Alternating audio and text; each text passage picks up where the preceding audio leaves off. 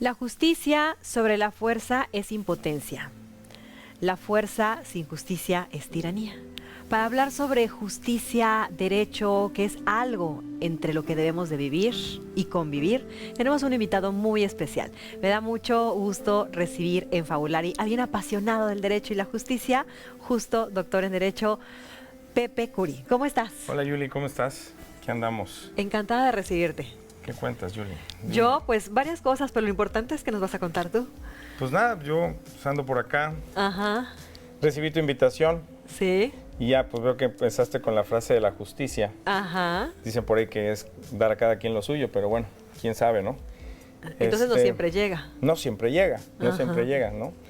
Se queda en el sueño de los justos, También. quién sabe qué pueda pasar, Ajá, ¿verdad? Pero pues y pues sí, bueno, mi carrera como abogado, pues fue cuestión circunstancial. Venía yo ahorita en camino para la entrevista. Sí. Y dije, bueno, pues me va a entrevistar como abogado, pues digo, es importante comentarte que pues una cuestión circunstancial, porque cuando yo estaba en la prepa en el Colón, Sí. en el Cristóbal Colón, entré al área de administrativas, al área de contabilidad y administración, y llevaba el taller de paramédicos. O sea, traía todo un desorden total. Sí. Termino y mis padres me inscriben en la Universidad de las Américas, en Puebla. Ajá. Y ¿En la carrera de? En la carrera de contaduría. Ajá.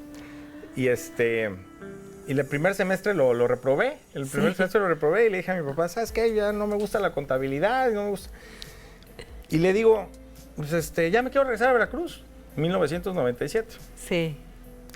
Que de hecho regresar pues estaba mal dicho, no es retornar, ¿no? Porque Ajá. regresar, imagínate, regresamos y imagínate, Ok. está medio difícil. Entonces, me dice mi padre, bueno, pues tienes tiempo, escoge una segunda opción, pero tienes que hacerlo ya porque vienen los cursos de verano y de ahí pues tienes que volver a retomar. Entonces, me va mal en el primer semestre de contabilidad y pues me inscribo a Derecho. Cursé la carrera en la Universidad de las Américas Puebla. ¿Aquí sí te gustó? Sí. Pues, ¿Qué es lo que te gustó del derecho para que bueno, dijeras, esta normal, sí es? Es normal en cualquier carrera, cualquier ser humano, cuando entras a una carrera, pues digo, no todas las materias te van a gustar. Hay materias. Ni todos los maestros tampoco. No todos los maestros les vas a agradar, Ajá. ¿verdad? Porque no a todos les vas a agradar, ¿no? No. Y muchas veces cuando llevas el apellido o ciertos apellidos, pues obviamente no les agradas a muchas personas. Ajá. O a muchos maestros en esos casos, ¿no? Como me ha pasado en mi vida, ¿no? Historia, sí. Sí, entonces, pues bueno, yo era como que la película esa de Nuevo en la Ciudad, así cuando llegas a Puebla y pues nadie te conoce, pues es lo mejor, que nadie te conozca. Y pues bueno, empecé a cursar la carrera.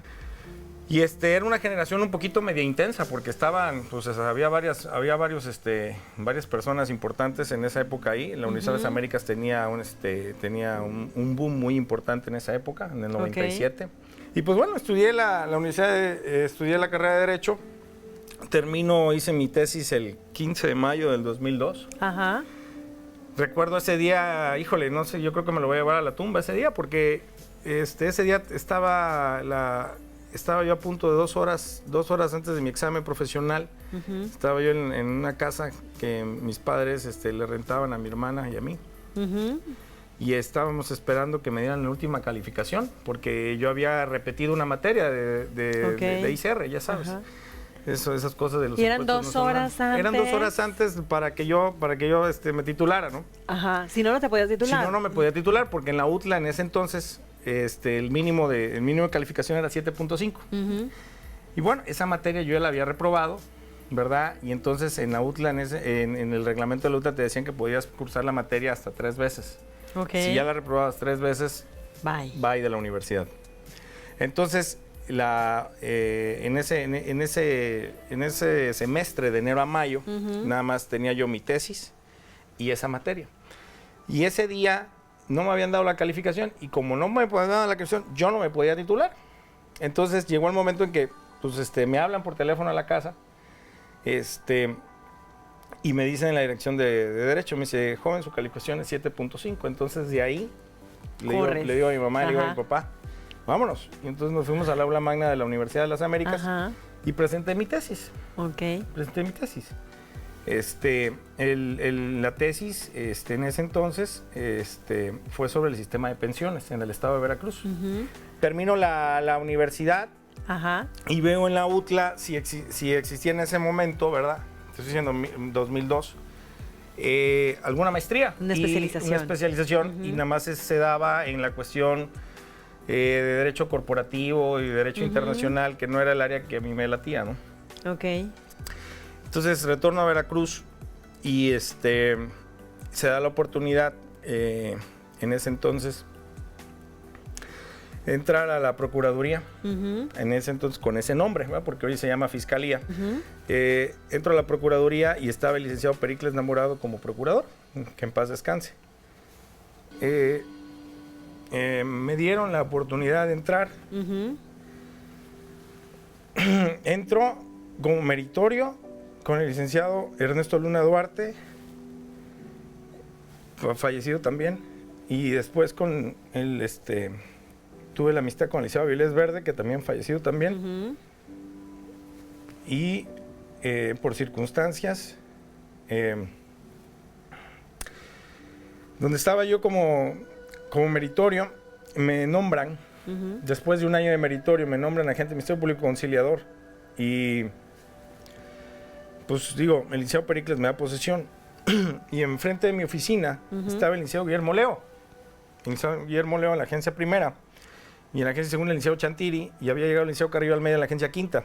En ese entonces todo se concentraba en el centro. Y se da la circunstancia que me nombran agente del Ministerio Público Conciliador Investigador en ese entonces, en el 2003. Okay. ¿Y ahí estabas por cursar la maestría? No, la maestría la curso en el 2003. Ajá. Le solicito permiso al licenciado Dávila Vera, que era el oficial mayor de la Procuraduría en ese entonces. Sí. Me dio ese permiso, me dio la anuencia, pero había que notificarle en ese entonces al subprocurador que estaba ahí. Oye, dime una cosa, qué curioso que una carrera que en un principio dijiste, como que esta no, pero esta sí, te atrapó a tal grado que después, entiendo, te vas al doctorado. Sí, bueno. Dime una cosa, ¿qué es lo que más te apasiona del derecho? Porque sí te atrapó. ¿Qué te gusta a ti de esta profesión que tú tienes?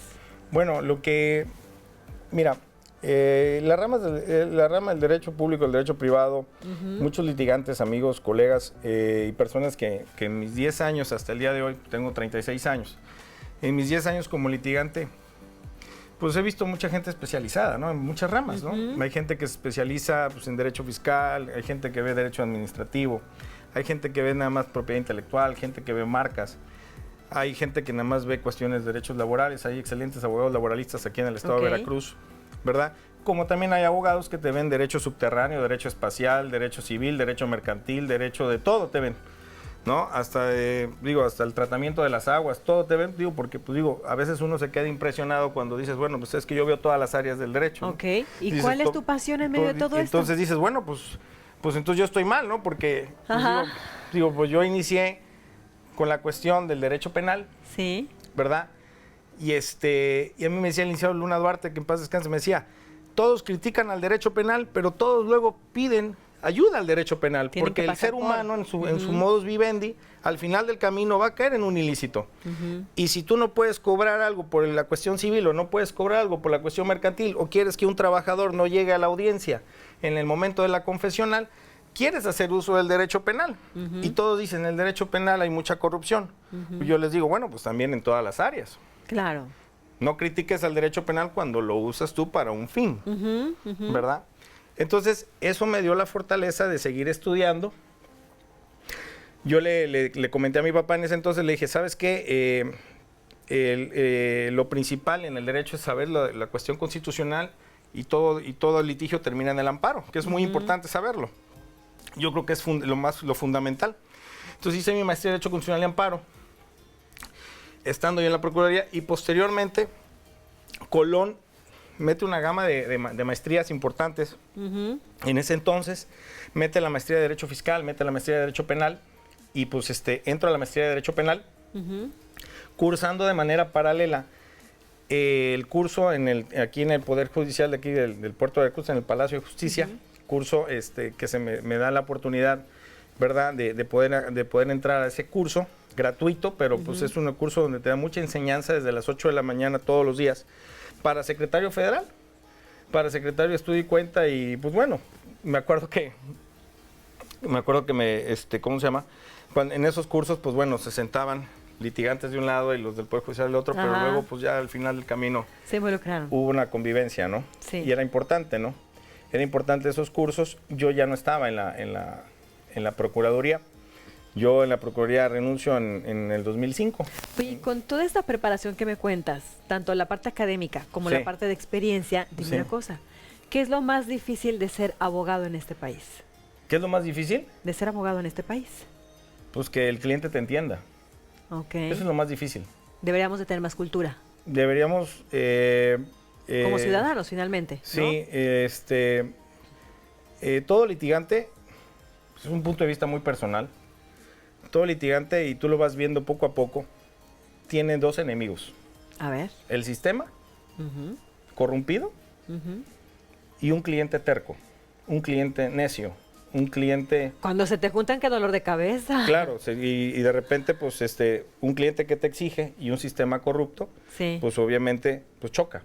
Ajá. ¿No? Y pues el litigante pues tiene que ver la manera de lidiar con ambos. Lo digo porque el litigante al final del camino pues es tanto abogado como psicólogo, porque tiene que dar o ver la manera de salir con las cosas. Claro. ¿Sí? Entonces muchas veces las autoridades dicen, oiga, es que su cliente, pues sí, pues yo no duermo con el cliente, no lo puedo tener amarrado. Ajá. Él hace su vida, yo le digo las cosas, pero si él hace lo que él quiere, pues ya eso es otra situación. Ok. Y pues bueno, pues nosotros somos los gatilleros, ¿no? Al que primero le disparan, pues es al abogado, no es al que primero dice, no, pues es que el abogado es el que tuvo la culpa, es que el abogado es el que tuvo la culpa. Esa es una parte de fuera de la carrera de Derecho, fuera de la maestría, fuera del doctorado, que un litigante pues vive con ello, ¿no? Sí, un litigante, dicen por ahí, no puedes quedar bien con todos. Claro. Es muy difícil quedar bien con todos. La fórmula del fracaso es tratar de quedar bien con todo el mundo. Por eso, pero quedar bien con todos es muy difícil. El día que me digas, yo he quedado bien con todos, pues digo, pues te aplaudo, me voy. ¿Patente la fórmula? Pues claro, dime cómo es la fórmula de quedar bien con todos, ¿no? No existe. Sí, entonces eso no existe. No. Sí, pero bueno, pues ese es lo que después de la Procuraduría empiezo con dos excelentes amigos y colegas, empiezo un despacho de abogados. Me acuerdo que pues no teníamos, pues en ese entonces yo salgo con un fondito entre los colegas ahí de la Procuraduría, ¿verdad? Salgo con un fondito y cada uno de ellos también, mis dos socios, salen con su presupuesto y ponemos un despacho en el centro, aquí en el puerto de Veracruz. Y de ahí empezamos, nos dividimos. Me acuerdo ese día, pues eran tres lugares. Tres lugares en los cuales era un departamento con un baño y había, pues, entre comillas, 3 privados, que realmente eran 2 y como un cuarto más chico. Ok. Entonces, nos empezamos a pelear, porque pues, ¿quién quería qué cuarto y todo, no? Y estaban empezando. No, y estábamos empezando, ¿no? Ajá. Pero siempre me acuerdo cuando llegábamos a comer con mi abuela Amparo, me decía, el respeto al derecho ajeno es la paz. Y yo les dije, pues, ustedes mismos peleense, denme el que ustedes quieran, ¿no? Yo no tengo ningún problema, ¿no?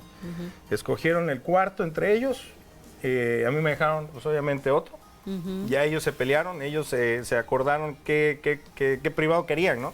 Entonces ya me voy al otro privado. Ahorita que mencionas a tu abuela, que finalmente creo que de las abuelas todos tenemos y abrevamos algo. Dime una cosa, más allá del profesional que eres, ¿sí? del experto en tu materia, más allá del CV y el hacer, en 3 palabras, ¿cómo te definirías tú como persona? Híjole, ¿cómo me puedo definir, Yuli? Sí. No, pues una persona humilde. Ok, ¿tienes humildad? Sí. ¿Qué más te caracteriza? Pues, ¿qué te puedo decir? Trato de ayudar a la persona cuando se puede, pues le trato de ayudar. Ok. Desgraciadamente a veces eso no se ve. Ok. ¿Y la tercera palabra que te define como persona? Siempre creo en Dios. Ok. Ahora, defíneme en una palabra a esta abuela que me mencionas. ¿Ella era cómo? Digo, pues, ella era como... En una palabra. Digo, tendré que decirte muchas palabras, pero... Híjole, era una mujer muy dura. Era una mujer de principios. Sí, ¿Qué de ella hay en ti? Híjole, no nada más en mí, yo creo que en toda mi familia, porque es una persona que, digo, nos generó mucha honradez, trabajo. Siempre me dijo, hijo, me dice, tú naciste con dos cosas en contra, tus apellidos. Me dice, mucha gente no te va a querer por tus apellidos. Tú tienes que lidiar con ello. Y aquí estoy. Haciéndole frente a la vida. Claro. Ok. Veo que fue una mujer muy significativa en tu vida. Sí, claro. Pues un maestro en la maestría me reprobó por mis apellidos. Ok. Tuve que volver a cursar la materia y tuve que volver a demostrarle al consejo académico que yo no me había plagiado el trabajo, ¿no? Claro. O sea, has aprendido a honrar eso, ¿no? Claro. Porque hay quien trae el apellido como tarjeta de presentación. Eso me ha dado fortaleza. Exacto. Porque en el doctorado igual. Ajá. En el doctorado, antes de titularme, me decían, no te preocupes, Curi, la semana que entra. Oye, pero ya está la tesis doctoral, ya está aprobado, ya están los 5 sinodales, ya dieron la palomita. Sí. No, tú tranquilo. Ajá. Tú tranquilo. Y bueno, se dieron las cosas. Sí. Me acuerdo ese día, mi papá tuvo que salir a perseguir al maestro que le faltaba una firma porque no querían firmar el acta. No querían firmar el acta. No querían firmar el acta. Donde ya se había celebrado el examen, ¿verdad? Porque en un examen doctoral son 5 sínodos. Okay. Y en ese entonces el Colón fue uno de los primeros que implementó el doctorado aquí en el estado de Veracruz. Ajá. De Derecho, ¿verdad? Y era vía UNAM. Ajá. Sí. Y de repente faltaba una firma, ya se quería ir el doctor, Ajá. se quería ir, ya iba en el estacionamiento. Mi papá ¿Y tú tranquilo? Yo muy tranquilo, ¿no? Y me dicen, papá, te falta una firma. ¿Cómo no? Venga para acá. Sí. Oye, dime una cosa, cuando hablas de este peso de los apellidos, a ver, en una palabra, ¿cómo definimos a tu papá y a tu mamá? Bueno. En una palabra. Híjole. Son personas formidables. Ok. Te puedo decir que mi papá trabajó con las personas, yo creo que más ricas del mundo, más ricas del país. Ajá. Siempre tuvo contacto con todos por su honradez, por su trabajo. Digo, te puedo presumir que trabajó con Lorenzo Cerviche, con Alberto Santos, Vicente Fox, con mucha gente. Se mezcló porque pues él tenía que mantener a mi abuela y a mi tía. Y mi mamá, pues bueno, mi mamá, yo siempre le digo, mamá, pareces Margaret Thatcher. Margaret Thatcher, mi mamá. Ajá. Sí, mi mamá es ¿La dama de hierro? Es una hierro total, es una persona... Me acuerdo, mi mamá tuvo cáncer. Ajá. Mi mamá le extirparon un tumor. Y me acuerdo ese día, yo tenía una diligencia en la Ciudad de México. Ajá. Y la operaba en ese momento, entonces yo estaba bloqueado. ¿Y tú estabas en México? Sí, claro, y ella estaba en Puebla. Ajá. Me la iban a operar en Puebla, y yo estaba en la Ciudad de México. Yo tenía una diligencia en el juzgado 17º, en materia penal en el reclusorio. Una diligencia sobre un delito de delincuencia organizada. ¿Y te bloqueaste emocionalmente? Estaba yo con mi socio en ese momento, estaba yo totalmente bloqueado porque mi mamá le iban a meter al quirófano, le iban a extirpar un tumor cancerígeno en la parte del pecho, en la parte del pecho. Y termina la diligencia y en ese momento salgo y le digo a la persona, le digo al taxista, ¿cuánto me cobras de allá a Puebla? Pues me dice mi socio, te llevo a la central. Digo, no, de ahí mismo me voy. Claro. Y me fui a Puebla, llegué al hospital. Mi mamá ya estaba en el inter de la operación, estaban operando. Y bueno, gracias a Dios salió bien. Entró a descanso, y al otro día que llegamos, Ajá. la veo que estaba haciendo sus ejercicios. Hacía sus ejercicios, estaba haciendo sus ejercicios, levantaba la mano, ¿no? Sí, Y digo, mamá, ¿qué sí, haces? Sí. Y me dice, no, me dice, Pepito, me dice, es que el doctor me dijo que tenía que hacer el movimiento de la mano porque Sí. me quitaron los ganglios, me Ajá. quitaron el tumor. Sí. Y si la circulación de una mano, pues digo, tengo una circulación correcta, pero la otra no, y tengo que hacer mi ejercicio porque pues, me duele. O sea, tu mamá ya estaba mi recuperándose. mamá ya estaba haciendo el ejercicio Ajá. para poderse recuperar. Ok. Oye, Pepe, la verdad es que conversar con alguien tan apasionado de la vida como tú, tan intenso, que es algo que yo admiro de las personas, el tiempo vuela porque ya estamos llegando a nuestro final. Claro. Dime una cosa, ¿por qué este objeto es significativo? Y yo se lo voy a mostrar porque es sumamente pequeño, a la cámara de acá. Ok, cuéntanos, ¿por qué? Bueno, mi abuela por parte de mi papá Ujú. son libaneses, Ajá, ¿sí? Ellos llegaron en barco. ok. San Charbel es un santo en el cual pues mi mamá le rezó mucho cuando tuvo el cáncer, ¿no? Ajá, Y pues me regalaron eso. ok. Y pues siempre lo llevo conmigo. Es tu protección, Así es. que con esa profesión que tienes y siendo un hombre tan honesto y tan de frente, pues vaya que la necesita. Dicen que no tiene claro. enemigo solamente aquel que no defiende algo lo suficiente. Sí, claro. El enemigo siempre va a existir, Ok, pero hay que tenerlo cerca. ok. Porque si se va, es más difícil encontrarlo. Oye, Pepe, y con esta canción que seleccionaste de fondo, que si tu vida fuera una película, ese sería el soundtrack, ¿por qué esta agridulce sinfonía? La de... The Verb y The The Verb. Soul Symphony. Fíjate que... ¿Por qué? Porque el primer estéreo que me compra mi papá, Sí. en el cuarto de tu casa, ahí en Gómez Gracias. Farías, Sí. pongo el estéreo y en aquel entonces el Sanborns era el único lugar donde pues estaba ahí repleto de CDs. Ujú. Y en esa época, acuérdate que estaba, bueno, el único canal de música era MTV, sí, ¿no? Sí. Y me empezó a gustar mucho esa canción. Me daba mucho Sí. relajarme, Sí. pensar en las cosas. Ujú. De repente, pues digo, me daba mucha tranquilidad. Ok. Pero bueno, después, pues, digo, ese grupo lo dejé de... De escuchar. De De ver, escuchar. no, fue su One Hit Wonder. Yo creo ¿no? que fue Claro.